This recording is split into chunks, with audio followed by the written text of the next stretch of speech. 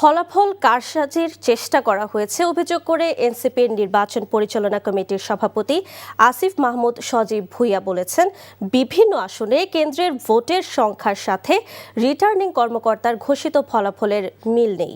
রাতে ব্রিফিংয়ে তিনি এই অভিযোগ করেন।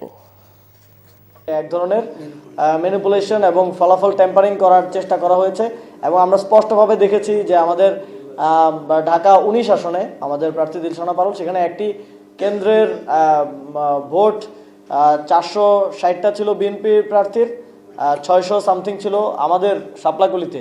সেটা যখন রিটার্নিং কর্মকর্তা ঘোষণা দিলেন, তিনি উল্টোটা ঘোষণা করলেন। তিনি ৪৬০টা ঘোষণা করলেন শাপলাকলির আর ৬০০ সামথিং ঘোষণা করলেন ধানের শীষের। সুতরাং মানে এটা খুবই হাস্যকরভাবে এবং খুবই চাইল্ডিশ ওয়েতে ফলাফল ট্যাম্পারিং করা হচ্ছে বলে আমরা অভিযোগ পাচ্ছি এবং আমরা নির্বাচন কমিশনকে বলবো অবশ্যই এই বিষয়গুলো খতিয়ে না দেখা পর্যন্ত, এই অভিযোগগুলো স্পষ্টভাবে আমলে নিয়ে এই বিষয়ে সুস্পষ্ট ব্যাখ্যা না দেওয়া পর্যন্ত সেই আসনগুলোর যেন কোনো ফলাফল ঘোষণা করা না হয়।